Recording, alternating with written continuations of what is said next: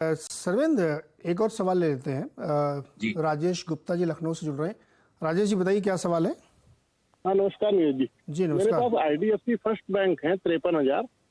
Okay, ये 65 रुपए में खरीदे हैं, तो इसका सर फ्यूचर क्या है? 53,000 शेयर है आईडीएफसी फर्स्ट बैंक के। इसको सही कर लीजिए, 50 लिखा आपने, 53,065 रुपये में लिए आपने। 65। कब लिए थे, कितने दिन पहले? कुछ लिए थे 2 साल पहले, हाँ। जब ये 66 रुपए 67 रुपए गया था टॉप पे। हाँ, और कुछ अभी लिए हैं 65 रुपए में। बिल्कुल करीबी मामला है। सर्वेंद्र जी क्या किया जाए? 65 रुपये आईडीएफसी बैंक की बाइंग है इनकी। क्वांटिटी ठीक ठाक बड़ी ले रखी इन्होंने, क्या करना चाहिए जी इनको? नहीं नहीं अपने शहर वाले हैं बिल्कुल। आई थिंक ट्रेड इनका ठीक है फिलहाल, और क्वांटिटी भी अच्छी है, तो शायद पैसे इनके बहुत बढ़िया यहाँ पे बन सकते हैं। बट हमेशा नजर ये भी रखनी है कि भाई किन एरियाज के आसपास अच्छे सपोर्ट्स है और कहाँ पे सेटअप बिगड़ सकते हैं। तो आई थिंक अगर इनको 12-18 महीने प्लस के लिए अगर ये स्टॉक रखना है, तो इनको एक, जैसे मैं हमेशा बोलता हूँ कि 15 से 20% का एक लीवे, एक स्टॉप लॉस जो ये होता है, उतना उतना इनको रिस्क लेके चलना पड़ेगा। और मेरे हिसाब से फिर 54 के नीचे अच्छे स्टॉप लॉसेस हैं यहाँ पे। मुझे लगता नहीं कि 54 के नीचे जाके ये बंद करेगा नेक्स्ट 3-6 महीनों में, और ऊपर के रुझान रहेंगे। तो एज लॉन्ग एज वो लेवल्स होल्ड है यहाँ पे, तो आई थिंक इनके पास रिस्क रिवॉर्ड अच्छा है। और मुझे लगता है ऊपर में 85-90 के लेवल्स यहाँ पे आएंगे, तो एक 1:2 या 1:2 से थोड़ा ज्यादा एक बढ़िया रिस्क रिवॉर्ड इनके लिए बना हुआ है। 9 से 12 महीने में आई थिंक डिसेंट पैसे इनके यहाँ पे बन सकते हैं, तो 9 ट्रेड पे बने रहे। से 12 महीने में राजेश जी अच्छा पैसा बन सकते हैं आप, लेकिन 54 का स्टॉप लॉस ध्यान रखिएगा, जी उस पर आप होल्ड करिए। अच्छा, क्विकली जरा ट्विटर से 2-3 सवाल ले लेते हैं। एक तरुण गुगनानी का सवाल है। जीएनएफसी के 50 शेयर हैं 676 पे, लॉन्ग टर्म में 1000 कब आएगा? हाँ, 1000 कब आएगा? आएगा सर, बिल्कुल। सेटअप्स यहाँ पे अच्छे हैं। मल्टी क्वार्टर करेक्शन यहाँ पे, मल्टी मंथ करेक्शन यहाँ पे मुझे लगता है कि पूरा हुआ है। अब उन एरियाज के पास से ब्रेकआउट करने की कोशिश कर रहा है। तो फिलहाल हम ये मान के चलेंगे कि अगर फ्रेश रैली भी नहीं है तो एक अच्छा बाउंस बैक है, और वो बाउंस बैक आपको तकरीबन यहाँ पे 700-730 तक तो लेके जाएगा। तो स्टेप बाय स्टेप चलते हैं। पहला मुझे लगता है कि इस बुल बैक में 700-730 के लेवल्स हैं, वो प्रॉब्ली आने चाहिए। अगर आप ट्रेड में हैं तो 580 के नीचे आपका एक स्टॉप लॉस भी रहना चाहिए। 579.40 का एक क्लोजिंग ओनली स्टॉप लॉस रखें, और मेरे हिसाब से ट्रेड में बने रहें। ओके, रोहित अग्रवाल की मदद की जाए। इन्होंने डाबर जी के 50 शेयर खरीदे 524 पे, और ये जानना चाहते हैं कि अगर नीचे की तरफ जा रहा है तो सपोर्ट कहाँ पे मिलेगा, लॉन्ग टर्म के लिए होल्ड करना है इनको। देखिए, एफएमसीजी इंडेक्स पे मेरा बहुत ज्यादा अभी रुझान पॉजिटिव नहीं है। मुझे लगता है कि 6-12 महीने या उससे थोड़ा ज्यादा अंडर परफॉर्मिंग कैटेगरी का सेक्टर रहेगा। तो जब ये लॉन्ग टर्म पूछ रहे हैं, तो मेरे हिसाब से जो थोड़े से वो सेक्टर्स में ध्यान दें जहाँ पे थोड़ा सा अंडर परफॉर्मेंस रही है 6-12 महीने, और वहां पे जाने की कोशिश करें। बट यहाँ से मेरा मानना तो ये रहेगा कि इनकी उम्मीदें नेक्स्ट 12-18 महीने में डाबर शायद ना पूरी कर पाए, और शायद यहाँ 10-12% के ऊपर का रिटर्न इनका ना बन पाए। साल भर में 12% कम है, ठीक है, लॉन्ग टर्म इन्वेस्टर है तो। नहीं सर, साल में जब आपको इस समय दिख रहा है, मैं ये 18 महीने के लिए मैंने बोला, मुझे लगता है कि शायद मैक्सिमम वो रिटर्न है। मुझे लगता है नेक्स्ट 6-12 महीने में यहाँ पे नेगेटिव रिटर्न भी हो सकते हैं, तो अब वो रिस्क लेना है इनको कि 10-12 शायद कमा लें, और नीचे में भी 10-12 का रिस्क है। तो एक 24% का एक बैंड है, जो कि मेरे हिसाब से काफी वाइड है।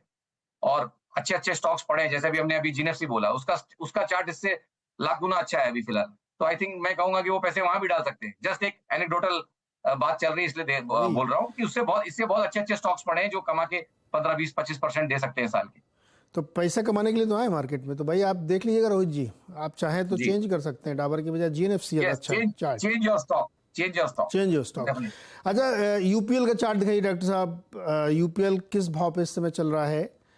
रिजल्ट के बाद यूपीएल में पिटाई हो गई। देखिए, चमन जैन जी हैं, इन्होंने 730 पर एक लॉट लिया था कॉल का, 730 स्ट्राइक प्राइस वाली, 14 रुपए पे एक लॉट। भयानक लॉस है रिजल्ट के बाद से इनको।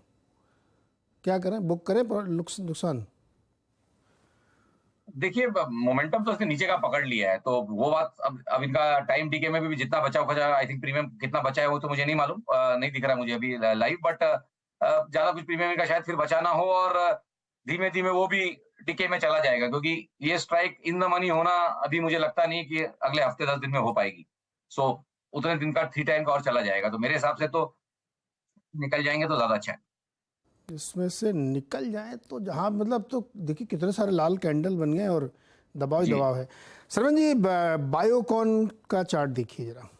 जी इसने 198 का लो बनाया, उस समय किसी एक फंड ने बड़ी बिकवाली की, उसने एग्जिट लिया और जी वहां से आप देखिए आप कितना 25% का रिटर्न। जी। अब क्या लगता है यहाँ से आगे क्या होगा?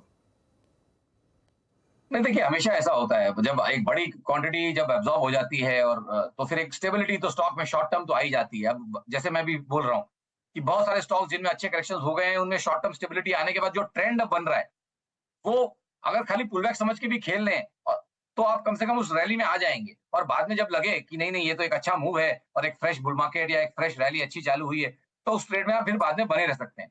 तो ओवरसोल्ड कंडीशन से कि अच्छा बाउंस है, मैं इसको फिलहाल एज अ बाउंस क्वालिफाई कर रहा हूँ। एक अच्छा मूव चला है इसमें, तकरीबन 190 से लेके जो अभी 250 तक हम आए हैं।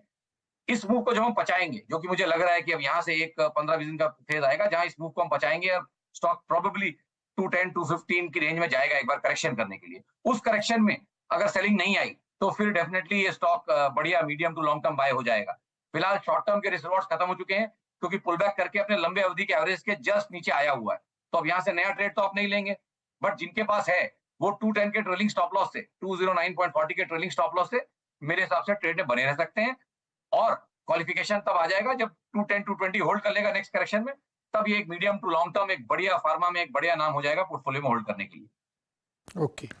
मेहा तिवारी का सवाल है, टाटा मोटर्स के इनके पास 191 शेयर है 486 रुपए के भाव के, यहां से आगे का रास्ता क्या है? 507.80 भी चल रहा है अभी। देखिए, टाटा मोटर्स डेफिनेटली अपने अपने स्पेस में यहाँ पे अपने सेक्टर में आउट परफॉर्म भी कर रहा है और कोशिशें तो यहाँ लगी हुई हैं कि कहीं पीछे के लेवल्स को ब्रेकआउट करे।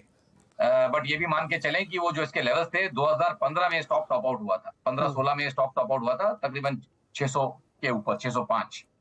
तो आई थिंक अभी भी उन एरियाज के पास चैलेंजेस रहेंगे, बहुत लंबे अवधि के वहां पे हर्डल्स हैं। तो यहाँ से मैं भी इनको यही बोलूंगा कि स्टॉप लॉस जरूर ट्रेल करके रखें और मेरे हिसाब से अभी कॉस्ट के आसपास अपना स्टॉप लॉस बना के रखें। अगर उसके नीचे किसी कारण से जाता है तो निकलने की भी कोशिश करें, क्योंकि फिर लार्जर करेक्शंस अगर आएंगे तो स्टॉक मेरे हिसाब से 410 420 की तरफ भी फिसल सकता है।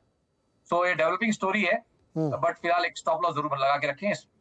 डेवलपिंग स्टोरी रहती है तो मैं ट्रेड उनको कॉल नहीं दे रहा हूँ, बट स्टॉप लॉस ट्रेल करके रखें। अगर ब्रेकआउट नहीं हुआ तो 410 420 आएगा 6-9 महीने में। ओके। अच्छा, HDFC बैंक का फ्यूचर 1640 में लिया है तरुण ने, क्या टारगेट रखना चाहिए इसका? HDFC बैंक 1640 टारगेट फ्यूचर में लिया है। देखिए, जो गैप इसने छोड़ा था उसको या तकरीबन भरने की कोशिश की है, वहां से प्रेशर इसमें आ गया है। तो मैं कहूंगा कि ट्रेड का प्रॉफिट में है और मैं मान के चल रहा हूँ कि FNO किया है तो शॉर्ट टर्म ट्रेड ही है, क्योंकि 1 मंथ के टाइम फ्रेम से मोस्टली ट्रेड करते हैं लोग। तो मेरा मानना है कि स्टॉप लॉस जरूर बना के रखें इस समय, कॉस्ट के आसपास या कॉस्ट से एक 4-5 रुपए नीचे स्टॉप लॉस बना के रखें। 1639 का एक बढ़िया स्टॉप लॉस आ रहा है मेरे हिसाब से, 1639.40 के स्टॉप लॉस से मेरे हिसाब से ट्रेड में फिलहाल बने रहें। ट्रेड में बने रहना चाहिए। दिव्य अग्रवाल दिल्ली से मेरे साथ जुड़ रहे हैं। दिव्य जी बताइए क्या सवाल है?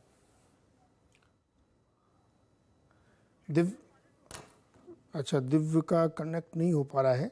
चलिए ट्विटर से अगला सवाल लेते हैं, क्योंकि बहुत सारे लोग ट्विटर पर सवाल पूछ रहे हैं और उनसे हम लोग लगातार बातचीत करते रहेंगे।